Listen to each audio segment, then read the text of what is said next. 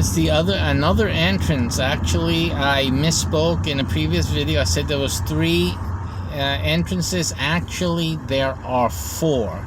This is the one I have forgotten about, and this one is although I think I did mention it was a 2-lane, but what actually was happening was there's an exit, and that was what what we passed in the previous video. Now we have the entrance, which is a double lane, as you can see. Well, at one point it's a double lane, then it starts reducing to this, and then we have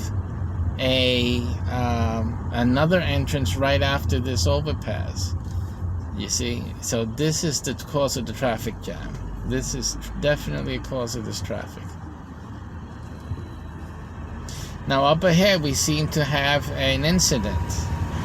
So there goes something else. Now that will also cause backing up the traffic for and before they got into trouble, remember there was a traffic jam already, which is why they got into this mess here.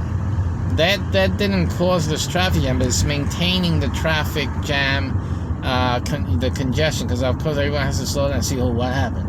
What happened? Let's look at them. What's happening there? So they have to see that, obviously. But that was caused by the traffic jam and people hueliendo fundillo, like I always say, too close. See this guy ahead of me, he's too close. Now he goes and breaks the law, right? And causes mayhem. He can easily cause mayhem, that other car's coming quickly, and that can cause an accident. No reason for it. Like he's, if you need to get to where you need to go, regardless of this traffic, you got the wrong car. Simply, as a matter of fact, you got the wrong vehicle. It's not an issue of the car you got. You shouldn't have gotten a car, period. What you needed to get was a helicopter. A helicopter would forego all of this traffic.